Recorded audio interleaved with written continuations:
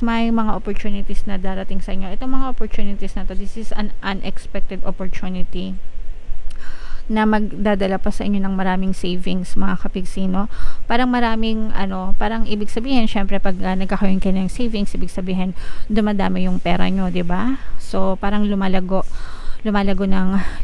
yung inyong kaperahan, mga kapigsi, dahil sa inyong pagsisikap at pagtitiyaga, mga kapigsi. Kung meron kayong mga investment, feeling ko nagkaka ROI kayo, return of investment, and yung iba sa inyo para nagko-compound din.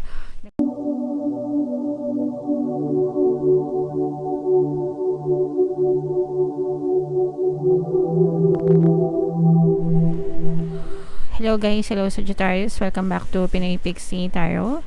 Ang pamagat ng episode natin for tonight is full moon kapalaran para ngayong December to January para sa Sagittarius, Sun, Moon, Rising, Sign, and Venus.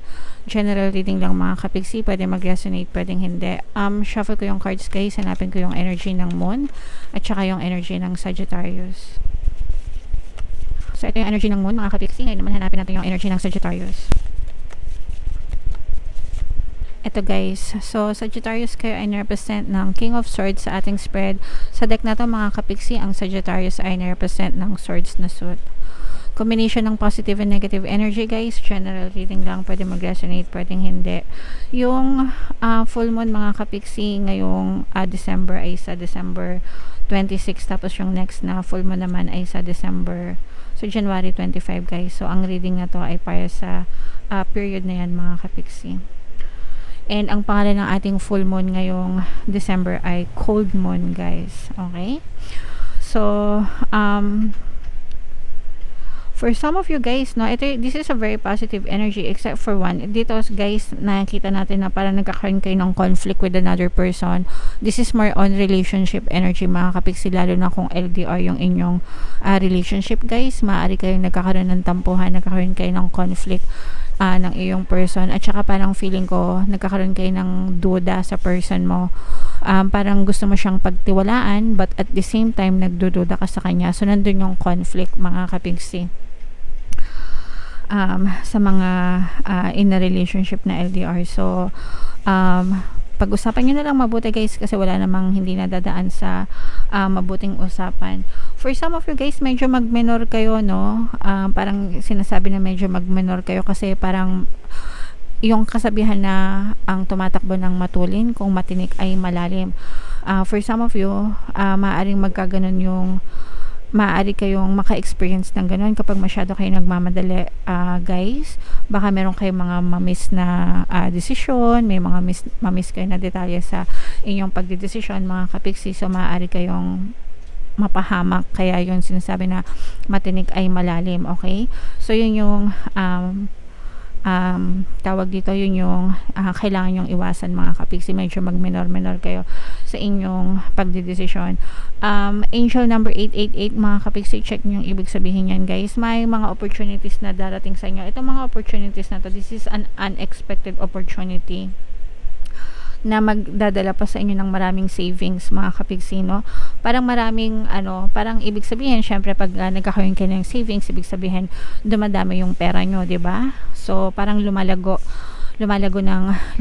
yung inyong kaperahan, mga kapigsi, dahil sa inyong pagsisikap at pagtitiyaga, mga kapigsi. Kung meron kayong mga investment, feeling ko nagkaka ROI kayo, return of investment, and yung iba sa inyo para nagko-compound din, nagkakaroon ng compounding interest yung mga investments nyo, kaya siya lumalago, mga kapigsi. And yun nga, sabi ko nga sa inyo, for some of you, parang nagkakaroon kayo ng chance na madagdagan yung mga savings account nyo. So pag savings account, syempre ipon, di ba? So ibig sabihin, dumadami din yung pera nyo. So i-mind nyo na yan, mga kapigsi. Mind savings account, mind more money, di ba? Mind tag-ani season, ganyan. Mind return of investment, ganyan. And mararamdaman nyo din na parang lalo pang yung iba sa inyo parang nag-iinit. Pag sinabi nag-iinit, parang mainit yung makina, di ba? Mainit yung makina, so tumatakbo. So ganun yung energy na nararamdaman ko para sa inyo. Parang mainit kayo, very hype, ganyan. And maganda pa yung malayo pa yung mararating nyo sa buhay, Sagittarius. Meron tayong presence ng fire sign, another fire sign, Aries, Leo, Sagittarius. Ayan, mag-ingat kayo sa mga manloloko mga kapiksi. Fire sign energy, water sign energy, sneaky energy. I'm sensing na maaaring ito rin yung isa sa mga cause ng inyong conflict with your partner or specific person. Mga kapiksi, kasi yung partner mo, your partner may be betraying you, no? Baka binibetray ka ng partner mo, specific person mo, and maaaring yun yung nagiging cause ng conflict. For some of you, parang may temptation na pumapaligid dun sa person mo. This may be a third party energy mga kapiksi. Water sign, fire sign energy mga kapiksi. This may be a temptation. So third party energy, parang temptation siya na nanunokso dun sa person mo na nagiging cause ng conflict nyo mga kapiksi. Alright? So yun yung mga kailangan mong ingatan mga kapiksi. Pero for some of you, kaya kayo nagkakaroon ng conflict kasi parang haka-haka nyo pa lang, hindi pa siya talagang, kumbaga parang hindi pa napatunayan, hindi pa guilty, wala pang prueba, parang mga conclusion pa lang, ganyan. So meron tayong mga subliminals guys, pagdating sa mga ganitong klaseng sitwasyon. Meron tayo ng pampawala ng kabit o third party, pampaalis ng para ikaw ang piliin, pampaloyal, at saka pampawala ng balakid. So yung apat na subliminals na yun guys, swak na swak yun sa inyo. Yun yung pwede nating i-recommend sa inyo mga kapiksi para mawala yung mga temptasyon sa inyong relationship na makasila sa inyo. Okay? So, libre lahat yun guys, and marami na rin tayong success stories nun. Kaya kung nakaresonate kayo mga kapiksi, pwede nyo pakinggan yun. Alright? Okay. So, comment down below Sagittarius if feeling nyo nakaresonate kayo dyan. Guys, tingnan natin yung additional message para sa inyo gamit itong deck na to. Habang sinashuffle ko to mga kapiksi, panoorin nyo muna itong video natin regarding sa ating paano mag-manifest ng abundance video course. Kapiksi, sawa ka na ba sa mga struggles at hirap sa buhay mo? Masipag ka ba at masikap sa buhay ngunit hindi ka pa rin umaasenso? Ilang beses ka na bang nag-attempt magnegosyo at mag-invest pero palagi ka pa rin nalulugi? Sa pagkakataon na ito ay maaaring may subconscious beliefs ka na nagiging balakid sa iyong pag-unlad at pagyaman. Introducing, paano mag-manifest ng abundance video course. Dito ay matututunan mong ma-overcome ang mga balakid mo para tuluyan ka ng umunlad, umasenso, sumagana, maging matagumpay, successful at maswerte sa iyong kabuhayan, pera, trabaho, negosyo, salapi at kaperahan ng bonggang-bongga. Dali, mag-send na ng email sa pinoypixitayo@gmail.com at simulan na ang iyong pagyaman ngayon. Alright. So, gusto mo bang yumaman kapiksi? Kung gusto mong yumaman, umunlad at umasenso ng bonggang-bongga, mag-avail ka na ng course guys kasi sobrang ganda talaga niyan. And good news mga kapiksi, no? Dahil Christmas season ngayon, meron tayong Christmas sale. Magbibigay ako ng 10% discount plus 1 free pampaswerte subliminal sa lahat na mag-avail ng course until December 31 mga kapiksi. So mag-avail na kayo. Meron din tayong email coaching, manifest your desires using the law of attraction. If meron kayong mga specific na gusto nyong i-manifest, pwedeng love and relationship, pwedeng money or career, pwede kayong magpabook ng email coaching session with me. Mag-send lang kayo guys ng email sa pinoypixitayo@gmail.com. So, eto mga kapiksi, sobrang ganda ng message para sa inyo. Expect a powerful change.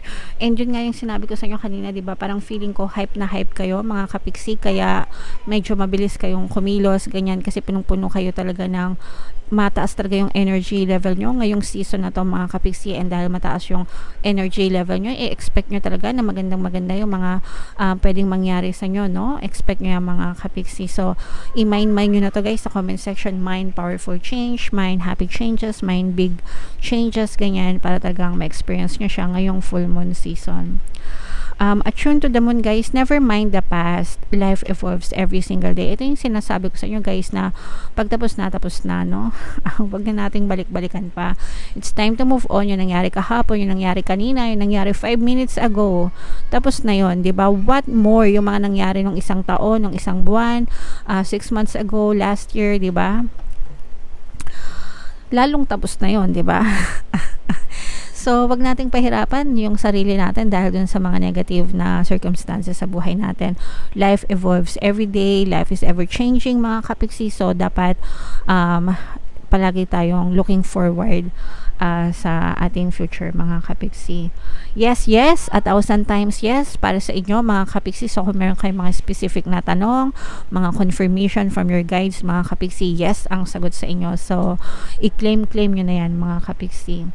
You're being shunted towards your life purpose. So maganda ito guys kasi parang gina-guide kayo ng inyong mga gabay papunta sa inyong mga pangarap sa buhay. So syempre go lang, 'di ba? And whatever is happening now is happening for your highest good. Lahat ng nangyayari sa buhay nyo guys, whether positive or negative, isipin nyo na para sa inyo yan palagi, no? Palaging may leksyon yan, palaging may blessings na kaakibat yan, and makakapag-contribute yan para sa inyong growth and development mga kapiksi. And there is an important turning point in your life. So kaya nga powerful change mga kapiksi. So may mga magagandang kaganapan, may mga magagandang pagbabago, no, na maaari kayong ma-experience sa buhay nyo, Sagittarius. Okay, so i-mind nyo na guys lahat ng magaganda, no, sabi ko nga i-mind nyo na yan lahat sa comment section mga kapiksi. And yan ang iyong reading. Comment down below guys if naka-resonate kayo. Merry Christmas sa inyong lahat and happy 2024. Ito yung ating 2024 kapalaran mga kapiksi. Kung hindi nyo pa napapanood, panoorin nyo na, super nice, super ganda. And ito naman yung ating success stories ng paano mag-manifest ng abundance video course. Click here to subscribe guys. Thank you for liking, sharing, and subscribing, and see you again next time. I love you all. Have a nice day. Bye bye.